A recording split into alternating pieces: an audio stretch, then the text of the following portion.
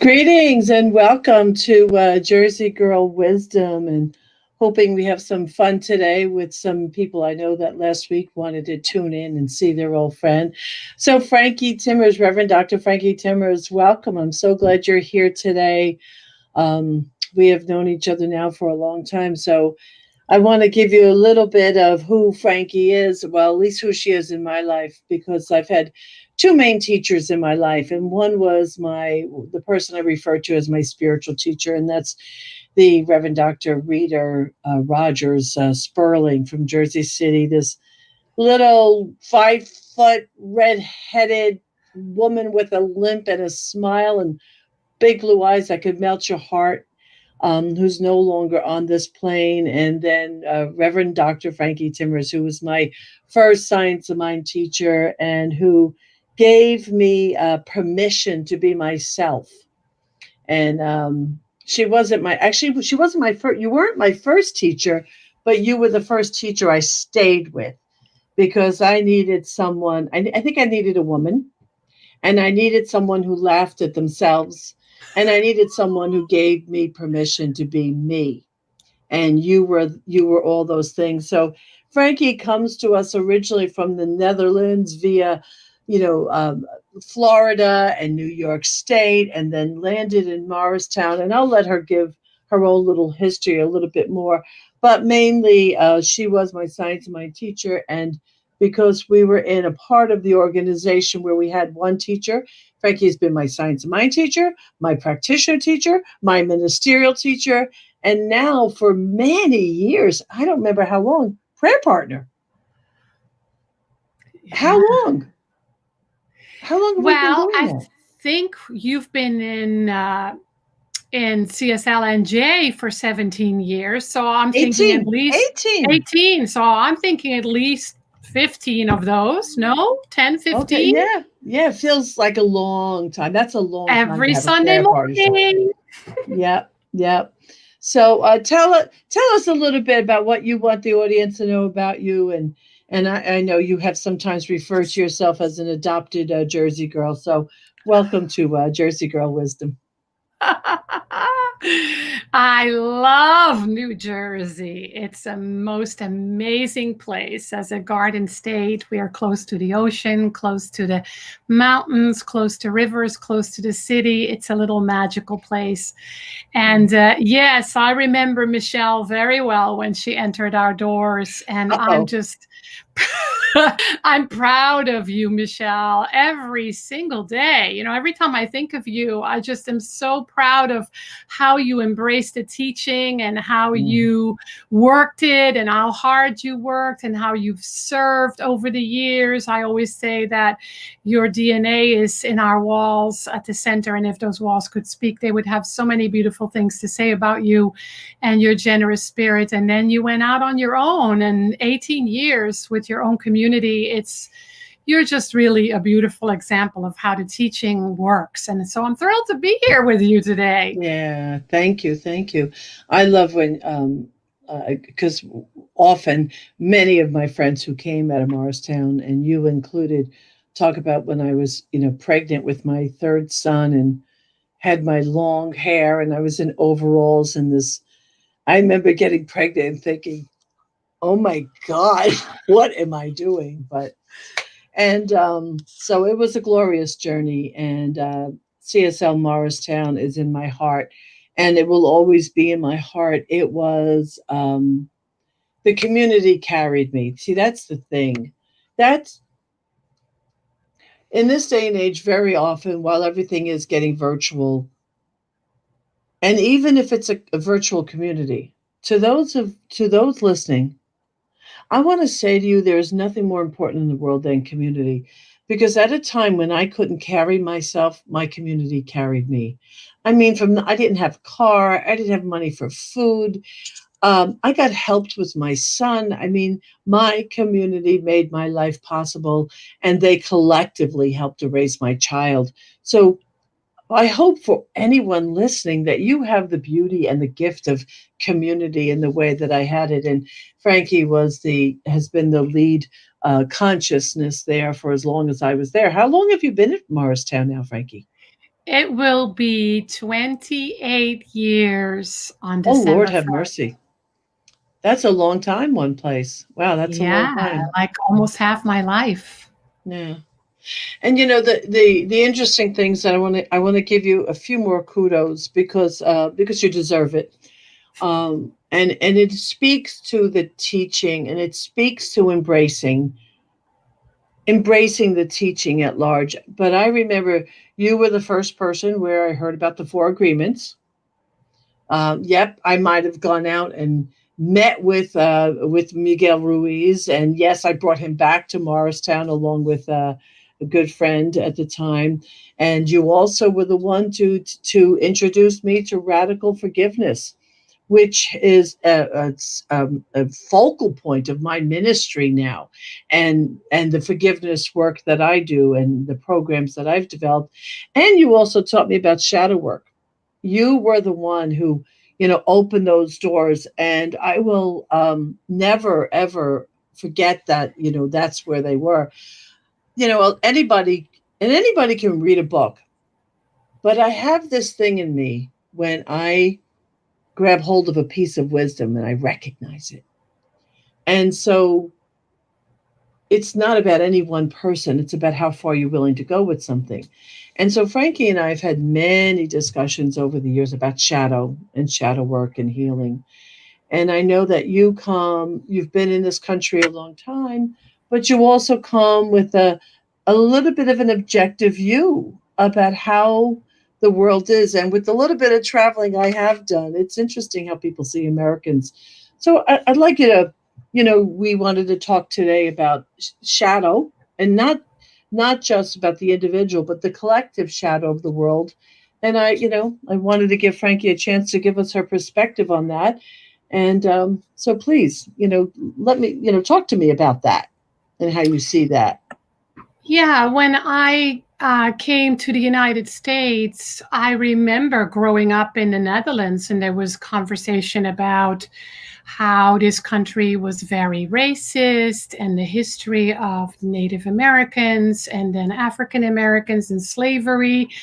And when I came to this country, I remember one of the first conversations that I had with people was that there was no racism here. And I was like, was happening right before my eyes. And I was like, wow, Mm, right? And so that's a big conversation right now.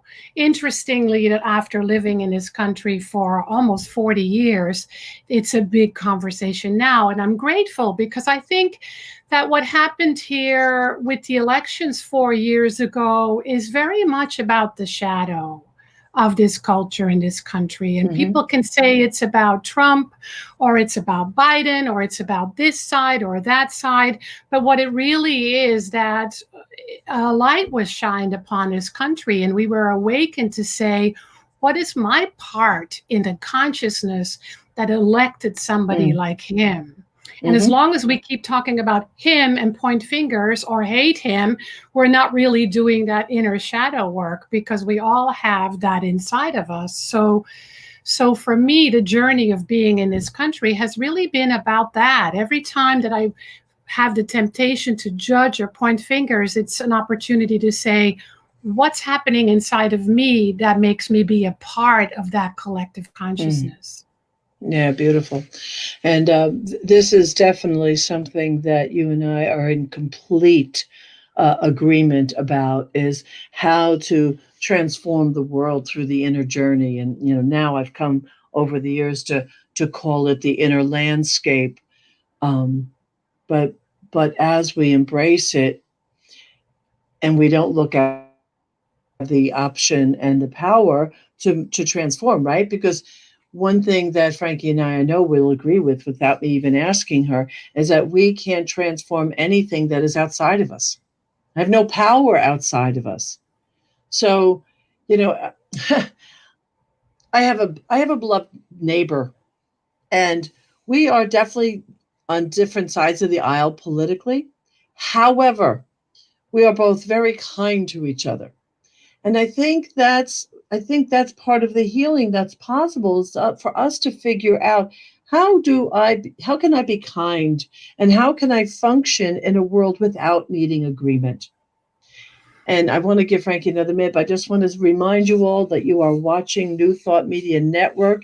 And tomorrow night, there's a big fundraiser happening with all the guests that are part of the show, and the whole, oh, there you go. Beautiful.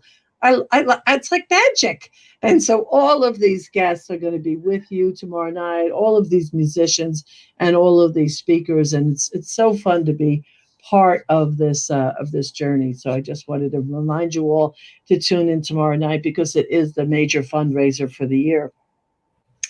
But so let me ask you something, Frankie.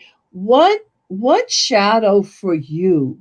What inner shadow do you have, or have you had, that when as healed, it provided you with the greatest opening, the greatest freedom? Well, I would say there's two parts to this. One is very current and one is more in the past, where I really realized that my level of self-esteem was so low when I came into this teaching, and I didn't even know it. So I was really judging my relationships, my upbringing, my own family, my work situation, everything. And I felt like a victim in many areas of my life. And when I came into this teaching, I think that was the biggest wake-up call, that I could not possibly be a victim, that I had within me a power and a presence that made me victorious, and that I could literally choose where to live. And of course, that's an ongoing journey. And at the moment, it has to do, I think of the word inflammation a lot, because COVID, if we think about it, and this is something people don't always like to talk about and we don't see on the news a lot, but with the immune system of the planet, the immune system of many people on the planet is very inflamed. That's because of the environment, the foods we eat or don't eat. And I've had a personal health challenge a couple of years ago that really scared me. And I really worked with this idea of what I'm experiencing in my body is first what I'm experiencing in my consciousness and what wants to be healed. So here we have COVID, which is very much connected to the body's inflammation and the immune system being compromised, which is a reflection of what's happening in the world, but it's also a reflection of what's happening in consciousness. And hence, we see inflammation when we look at it politically, emotionally, mentally, spiritually, interactionally. And that's been a really powerful way of looking at myself and the world and what wants to be healed in me as well. Does that make sense? Yeah, yep. And I want to add in one more piece, because one of the other things that's critically important, and again, there are definitely some things that you and I are completely in sync with, and that is with the horrific habit that a lot of people in this spiritual movement have. And I think I've probably mentioned it every time I've had a show so far, and I want to keep this at top of mind, which is spiritual bypassing. Right. And so I know that matters to you greatly. It is so critically important.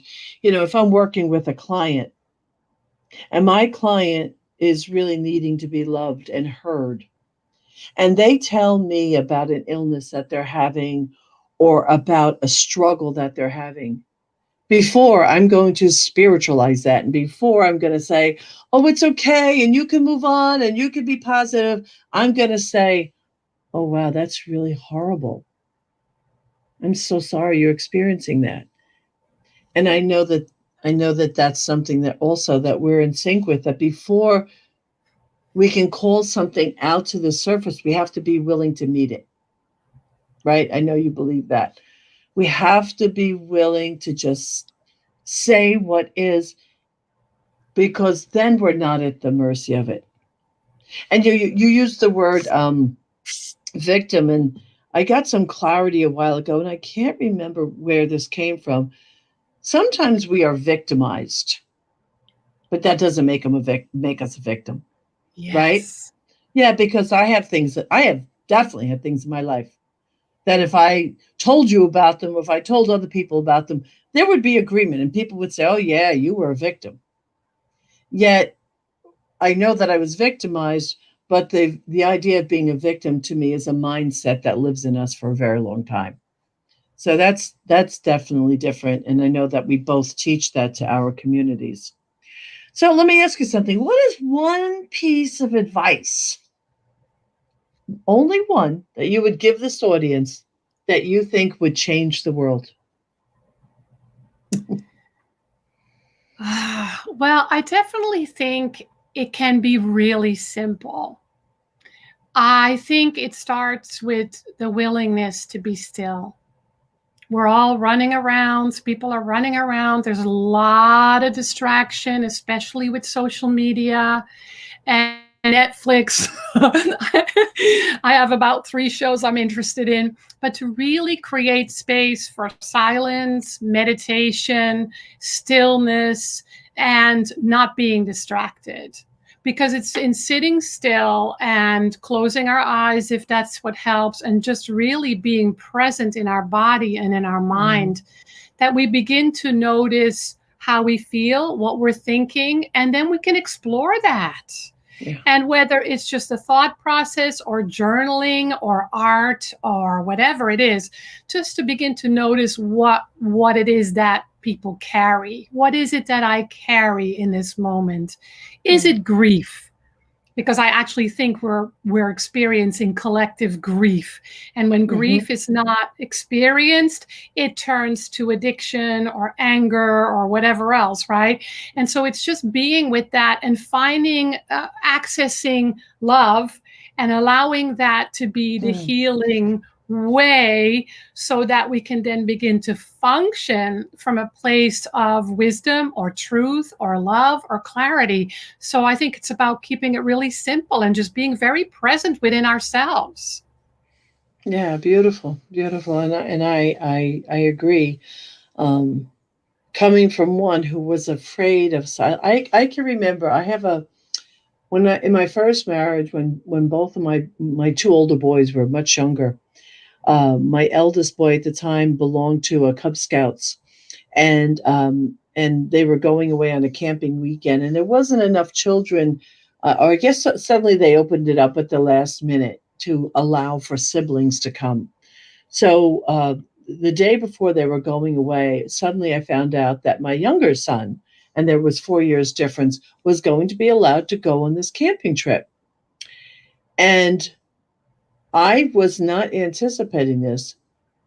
It was the first time in my life I woke up alone in my house.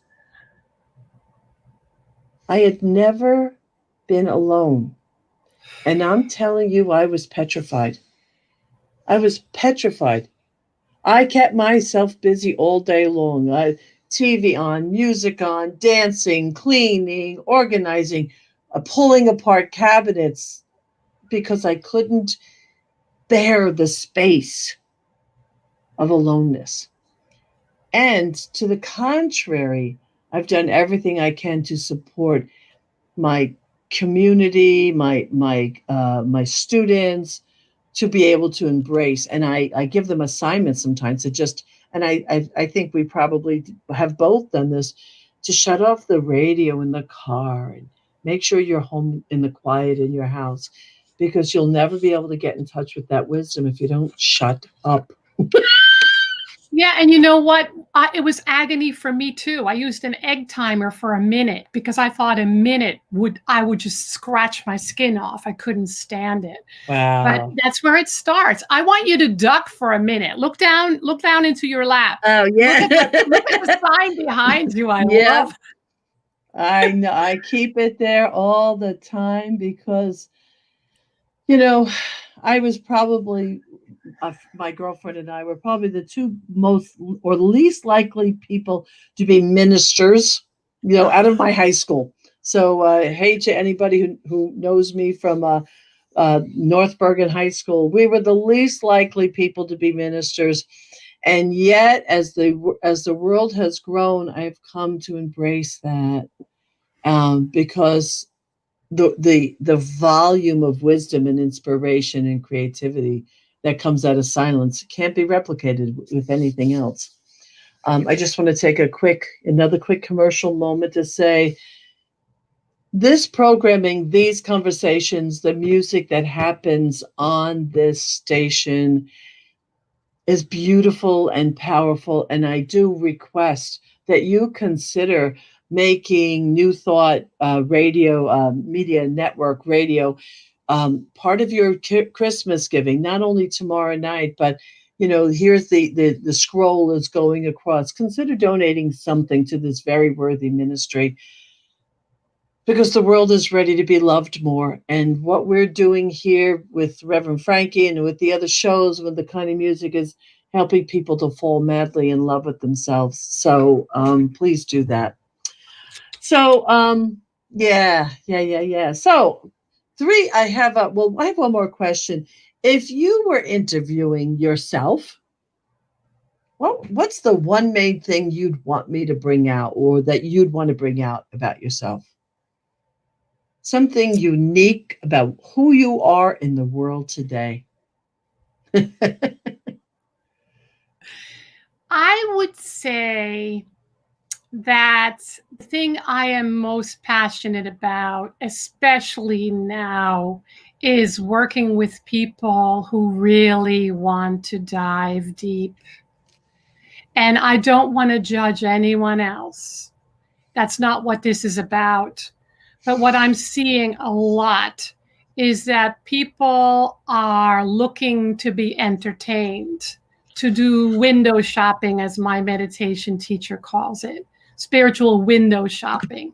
So they do a workshop here, maybe with Deepak Chopra, and a workshop here with Eckhart Tolle. They read this book, they do this workshop, they do this little practice, maybe yoga occasionally.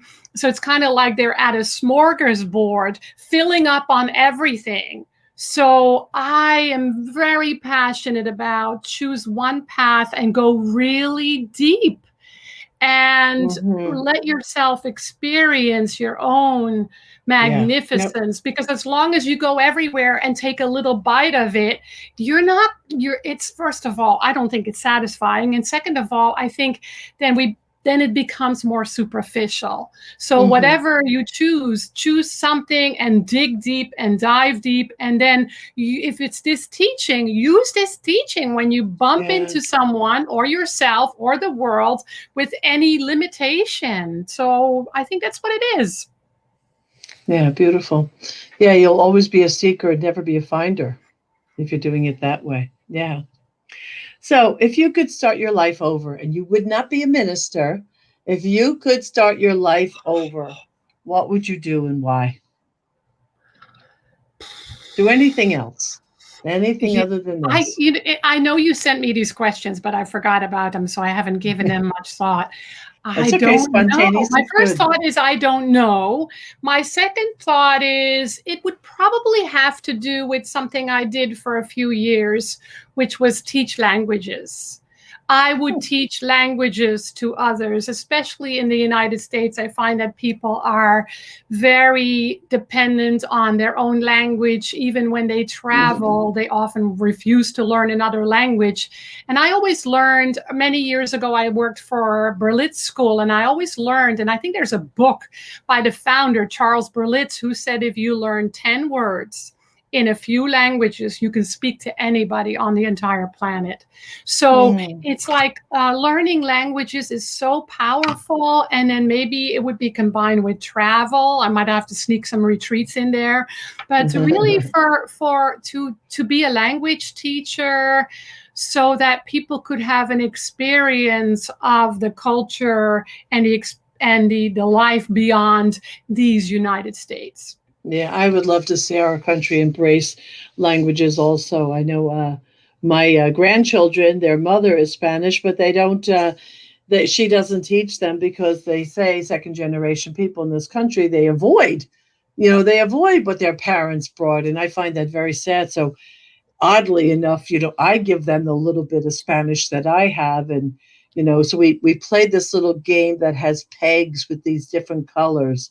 And now I only play with them doing it in Spanish. And so we repeat that over and over again. And, So I agree with you. It definitely expands. And my experience, because I know this much French, just this much, and I only know slightly more Spanish. But every time I go to Mexico, and you only make an effort, you are so warmly welcome. People love that you're making an effort.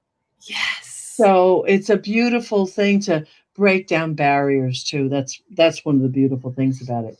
Okay, next question. What 3 to 5 words do you want on your, if you were going to be have a headstone? You're probably going to not have a headstone, but if you were going to have a headstone, what 3 to 5 words do you want there? What do you want us to remember at that last moment about you 30 years from now? You know what? I did think about that.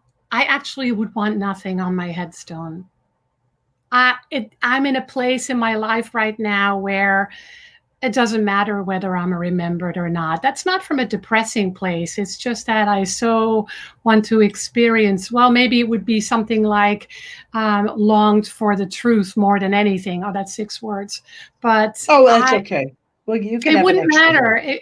It wouldn't be I, important to me. I almost would want to be not remembered and be invisible and be forgotten. And again, if there's anything left over, it would just be the love and the connection. But I guess it would be fulfilled her deepest desire for truth. yeah, I mean, I know a lot of people don't care, but it's just interesting, for because I do we just recently did a workshop about writing your own eulogy. Oh, and it was deep and profound, and we were moved, and we were crying, and not out of sadness or grief, but in reflecting upon our own lives and what mattered. And for me, I'll tell you what I want on mine, so you can remember if I go first, and that is she loved well. Oh, you Like do that's love well. yeah, so that's what I want. That was the kind like I just want to feel you, and by you saying that, I can get a sense of you. Okay. Yeah, I love And that question. yeah, and share now. We have a couple minutes. Share now a story of one of the most embarrassing moments of your life. I have so many, but that's one I remember. When I first had to speak at the Center for Spiritual Living, Fort Lauderdale, I was so nervous. I had diarrhea all night long. And, and I went to the bathroom that morning before I walked up the aisle, and my dress was tucked in my pantyhose in the back, Oh, and toilet paper was hanging out. okay, you're the first guest I've had to ask that question of, but I guarantee you, I bet you get the prize. Oh, yes. And somebody in the aisle says, Frankie, Frankie. And I looked down and I ran back into the bathroom and fixed it. But I was a nervous wreck, which is Oh, amazing because now I love doing what we do. But then it was yeah. so scary. So that's Well, the most embarrassing. yeah, and so I'm going to say something because choosing to do what you do for a living, what I do for a living, what hundreds of our colleagues do for a living, it really is a courageous thing. Some people could think, oh, it's all about being seen and having the mic. It's not. It's not. I mean, that's what it looks like, and that's the end result. But boy, when you are the minister or you're the one, you have got to be willing to grow and to be there by right of consciousness and to stand in truth. And so for you and everyone doing this work, it's a glorious thing, and it really matters, especially right now during COVID. We need people who are willing to stand in the truth, so that's just a beautiful thing. So don't go away yet, but I want to say that next Thursday is Thanksgiving. And I know it's all over the place about, are you getting together with family or are you canceling your plans because of COVID? Just know that this is not permanent. It's not permanent. It's not. And next week, even though it's Thanksgiving, I'll be here at 12 o'clock. And my guest speaker next week is Amy Steinberg. And I adore Amy. I don't remember how I met her, but she came to my community many years ago, and a whole boatload of us fell madly, madly in love with her and her music and her personality. And she has just grown and blossomed over the years. So next week we should have a lot of fun here with Amy Steinberg. And so, Frankie, I adore you. I love you. I thank you. And I guess I'll talk. I'll pray with you Sunday morning. Yes. Till Be Sunday. well, everyone. See Take you care. soon. Bye. Thank you.